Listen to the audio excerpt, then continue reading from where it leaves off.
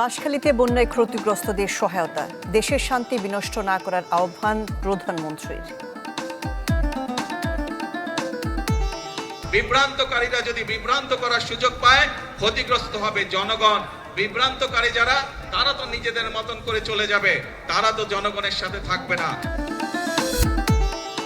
ঢাকা চট্টগ্রাম মহাসড়কের কুমিল্লা অংশে চরম দুর্ভোগ, 10 কিলোমিটার যেতে লাগছে 2 থেকে 3 ঘন্টা। সকাল 5টার থেকে জাম গজাতেছি এই ক্যান্টনমেন্টে শুধু বাঙ্গার জন্য। প্রতিনিয়ত আজকে প্রায় 1 মাসের উপরে ধরে এই জামটা আমরা ভুগতেছি। দুর্ভোগের কারণে আমি ভ্যান গাড়ি দিয়ে চলে যেতেছি, এখন আমার তো ফ্লাইট ধরতে হইব। হামু উপসর্গে দেশে একদিনে প্রাণ গেছে আরও 6 জনের, নতুন করে আক্রান্ত 1063 জন।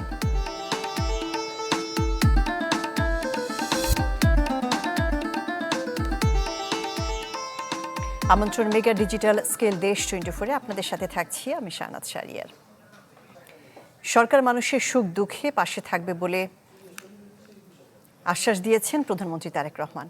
চট্টগ্রামের বাঁশখালীতে বন্যায় ক্ষতিগ্রস্তদের সহায়তা অনুষ্ঠানে এই আশ্বাস দিয়েছেন তিনি।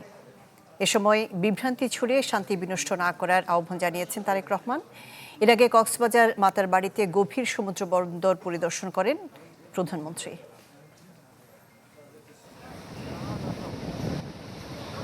কক্সবাজারের মহেশখালী, যেখানে নোনা জলে ঘেরা জীবন জীবিকায় ছিল এক কঠিন বাস্তবতা। কষ্ট আর সংকটের সেই গল্প পেছনে ফেলে মহেশখালী এখন দাঁড়িয়ে সম্ভাবনার নতুন দিগন্তে। বঙ্গোপসাগরের উপকূল ঘেঁষা দ্বীপে তৈরি হচ্ছে মাতারবাড়ি, গভীর সমুদ্রবন্দর সহ একাধিক অবকাঠামো। ভবিষ্যতে এই অঞ্চল দেশের অর্থনীতিতে কি ভূমিকা রাখতে পারে তা সরজমিনে দেখতে মাতারবাড়িতে যান প্রধানমন্ত্রী। প্রকল্প সংশ্লিষ্টদের কাছ থেকে ব্রিফিং নেন বৃহত্তর উন্নয়ন পরিকল্পনা সম্পর্কে। এরপর 1200 মেগাওয়াট মাতারবাড়ি বিদ্যুৎ কেন্দ্রের বিভিন্ন স্থাপনা ঘুরে দেখেন সরকার প্রধান। সেখান থেকে যান মাতারবাড়ি গভীর সমুদ্রবন্দর পরিদর্শনে।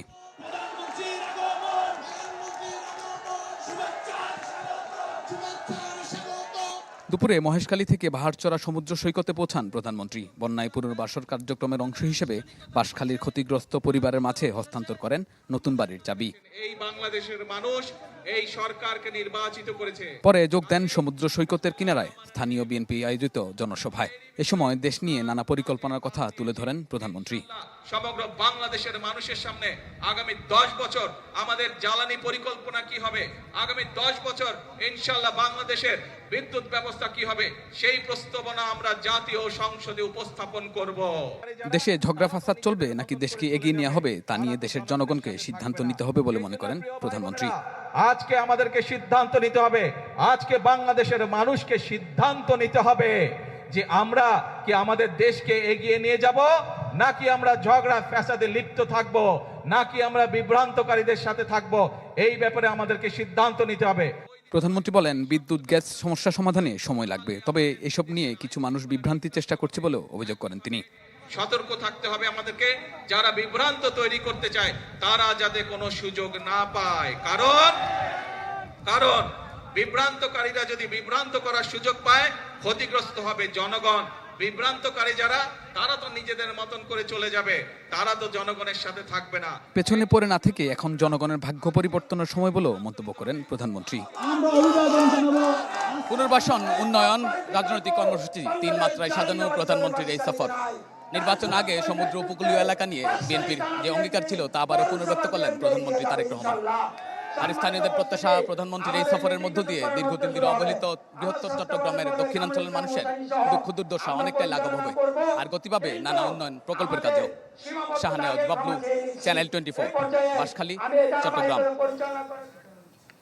প্রধানমন্ত্রী তারেক রহমানের আজকের বিকালের পর থেকে নানা কর্মসূচি নিয়ে জানাতে চট্টগ্রামের হাটহাজারী এবং রেডিসন ব্লুয়ের সামনে থেকে যুক্ত হচ্ছেন আমাদের সহকর্মীরা।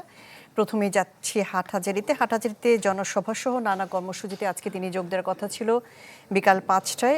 এ বিষয়ে জানাতে আমাদের সাথে যুক্ত হচ্ছেন ইবের মিন। প্রধানমন্ত্রী তারেক রহমান পৌঁছেছেন কিনা এবং হাটহাজারীর জনগণ তার এই কর্মসূচিকে ঘিরে বা তার এই সভাকে ঘিরে কি আশা করছেন প্রধানমন্ত্রীর কাছ থেকে?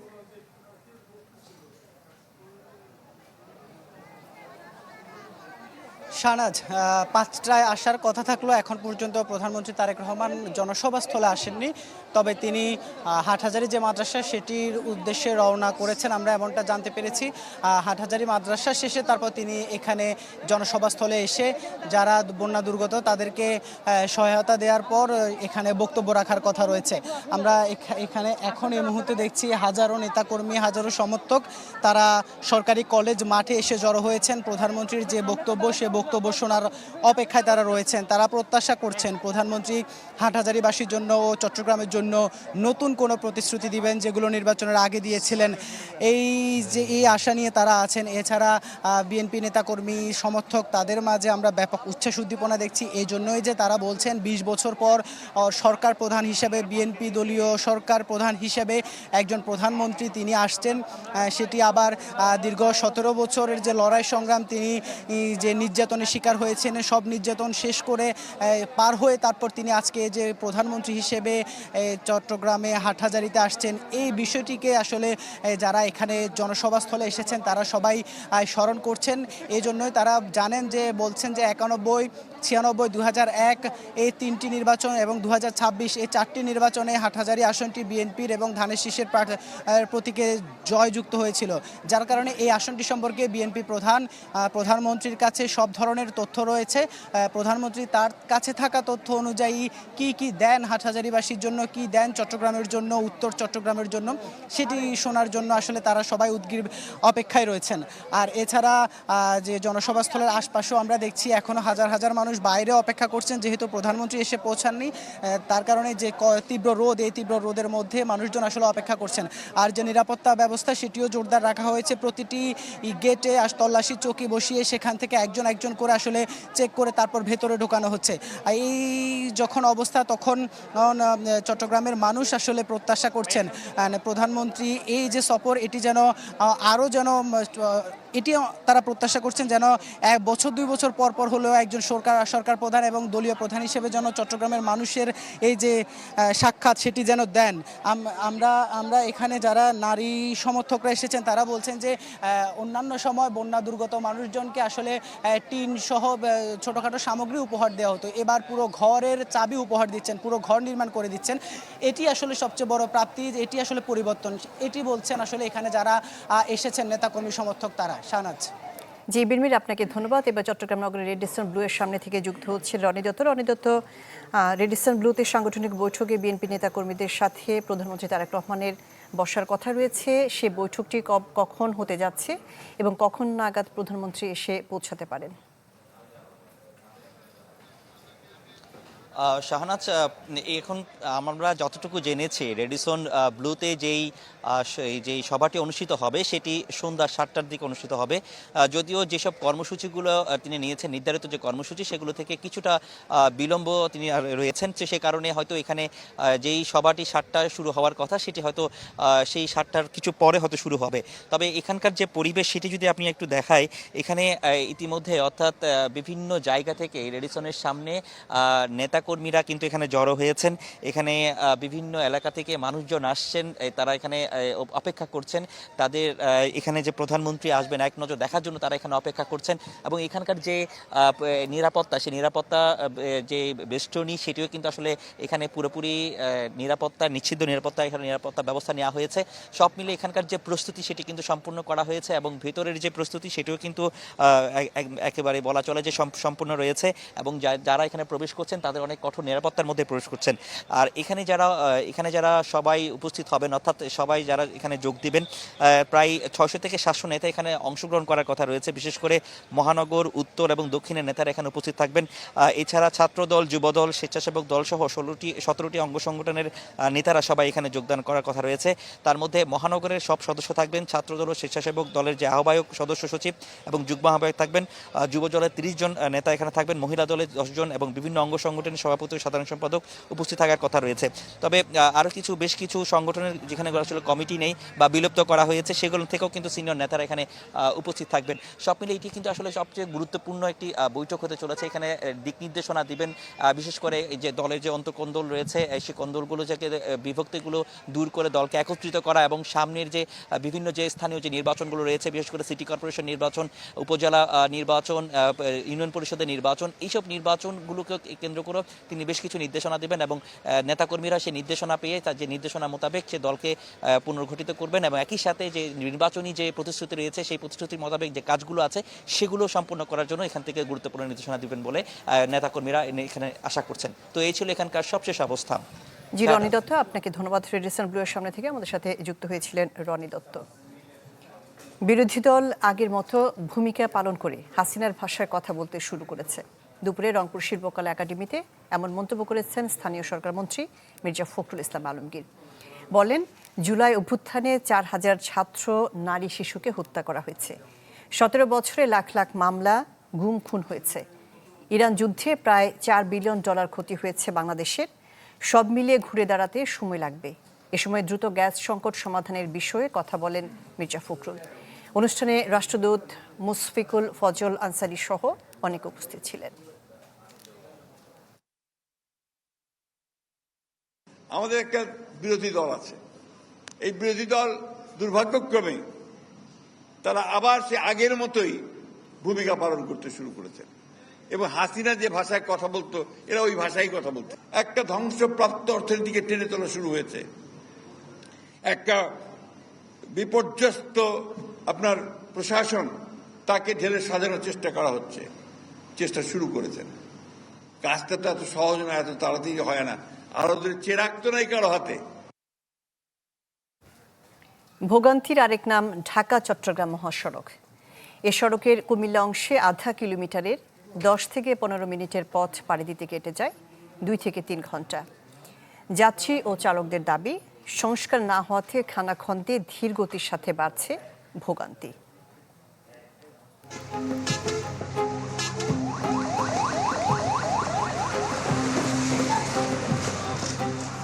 মহাসড়ক নাকি গ্রামের রাস্তা, হঠাৎ দেখায় বোঝা কঠিন। এখানে ঘড়ির কাঁটা ঘোরে, কিন্তু ঘোরে না গাড়ির চাকা। খানাখন্দ পেরিয়ে হেলে দুলে যেতে হয় গন্তব্যে। এটি ঢাকা চট্টগ্রাম মহাসড়কের কুমিল্লার অংশ। ওমান প্রবাসী সালাউদ্দিন ঢাকার হজরত শাহজালাল বিমানবন্দরের উদ্দেশ্যে বের হয়েছেন, কিন্তু কুমিল্লার আমতলী এলাকায় যানজটে আটকে যায় তার মাইক্রোবাস। নিরুপায় হয়ে ভ্যান নিয়ে এগিয়ে যাওয়ার চেষ্টা, না হলে ফ্লাইট মিস। এই সমস্যার কারণে আমি আইএক্সে বা প্রাইভেট খেলে যাওয়ার কথা ছিল। এই দুর্ভোগের কারণে আমি ভ্যান গাড়ি দিয়ে চলে যেতেছি। এখন আমার তো ফ্লাইট ধরতে হইব, কিছু করার নাই। আমি ফ্লাইট পাই না পাই, আমি অনিশ্চয়তার মধ্যে আছি। প্রতিনিয়ত এমন দুর্ভোগের গল্প মেলে এই মহাসড়কের 10 কিলোমিটার অংশে। দীর্ঘ সময় গাড়িতে আটকে থেকে বাধ্য হয়ে হেঁটেই ছুটতে হয় গন্তব্যে। আলেখ্যার চর থেকে হেঁটেই ক্যান্টনমেন্ট বাস স্ট্যান্ডের দিকে রওনা হয়েছেন আইনজীবী সাজ্জাদ হোসেন। সকাল 7টায় রওনা দিয়েছি, গাড়ি পাচ্ছি না অনেকক্ষণ যাবত।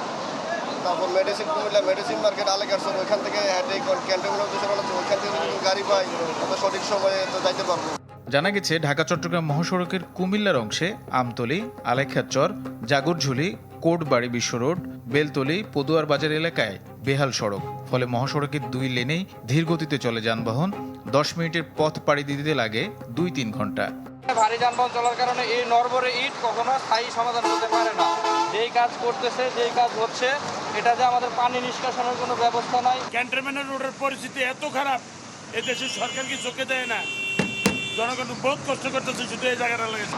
এই ভাঙাটার কারণে আমরা শত শত গাড়ি, হাজার হাজার গাড়ি জামের মধ্যে আটকে থাকি। সকাল 5টার থেকে জাম গজাইতেছি এই ক্যান্টনমেন্টে শুধু ভাঙার জন্য। প্রতিনিয়ত আজকে প্রায় 1 মাসের উপরে ধরে এই জামটা আমরা ভুগতেছি। যদিও সংকট নিরসনে খেটেই চলেছে হাইওয়ে পুলিশ আর সড়ক বিভাগ, তারপরও মিলছে না সমাধান। টানা 2 দিন থেকে এখানে কন্টিনিউয়াসলি ডিউটি করতেছি। এখন আমাদের তো আসলে কিছু করণীয় নয়। রাস্তার এই অবস্থা থাকলে আমরা কি করতে পারি? চলমান বর্ষার এই কিছুদিন গেলে আমরা এইটার স্থায়ী সমাধানের জন্য অলরেডি প্রাকলন প্রস্তুত করে উপরে পাঠিয়েছি। দেশের অর্থনীতির লাইফলাইন খ্যাত ঢাকা চট্টগ্রাম মহাসড়ক। প্রতিদিন এই পথ দিয়ে চলাচল করে হাজার হাজার যাত্রীবাহী ও পণ্যবাহী যানবাহন। Desk report, channel 24। বেহাল ও ঝুঁকিপূর্ণ মহাসড়কের খবর জানাতে নাটোর থেকে যোগ দিচ্ছেন সহকর্মী দেবাশিস কুমার সরকার। দেবাশিস কুমার সরকার, নাটোরের সড়ক মহাসড়কের কি অবস্থা এবং সংস্কারে কোনো ধরনের উদ্যোগ নেওয়া হচ্ছে কিনা?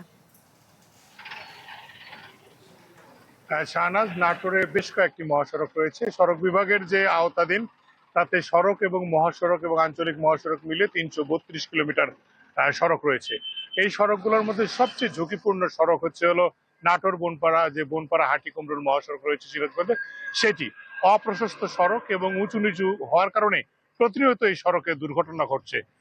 বিশেষ করে আপনারা জানেন যে গত 2014 সালের যে অক্টোবরে একটি ভয়াবহ সড়ক দুর্ঘটনা ঘটে। সেই দুর্ঘটনা ঘটার পরে প্রায় 40 জন মানুষ মারা যায়।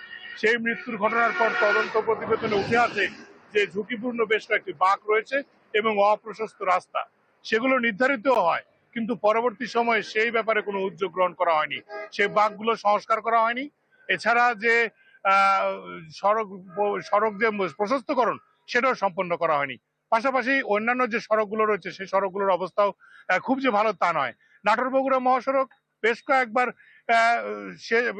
কয়েকবার রিটেন্ডার হওয়ার পরেও সেই সড়কটির কাজ এখনো পর্যন্ত শেষ হয়নি। কয়েকটি সেতুর কাজ এখনো শেষ না হওয়ায় সেই সড়কটি প্রতিনিয়ত দুর্ভোগে পড়ছেন যাত্রীরা। এখানে অল্প একটু বৃষ্টি হলে গাড়ি দেবে যায় এবং দীর্ঘ যানজটের সৃষ্টি হয়।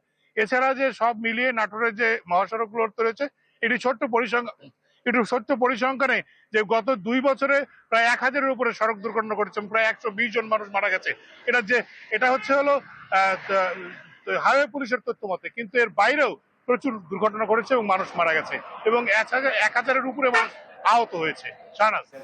জি, দেবাশিস কুমার সরকার, আপনাকে ধন্যবাদ। নাটোরের ঝুঁকিপূর্ণ মহাসড়ক নিয়ে খবরাখবর জানাচ্ছিলেন দেবাশিস কুমার সরকার। পদ্মা সেতু হয়ে দক্ষিণ পশ্চিমাঞ্চলের যোগাযোগ ব্যবস্থায় যুক্ত হচ্ছে নতুন ট্রেন। তবে নতুন এই যাত্রার আগে সামনে এসেছে রেলপথের নিরাপত্তার বিষয়টি। আধুনিক প্রযুক্তি নির্ভর রেলপথের গুরুত্বপূর্ণ সিগন্যাল সরঞ্জাম ও কেবল চুরি হয়ে যাওয়াতে ব্যাহত স্বয়ংক্রিয় ট্রেন নিয়ন্ত্রণ ব্যবস্থা। এতে দিন দিন বাড়ছে দুর্ঘটনার ঝুঁকি। প্রমত্তা পদ্মা পাড়ি দিয়ে দ্রুত গতিতে ছুটছে আন্তনগর ট্রেন।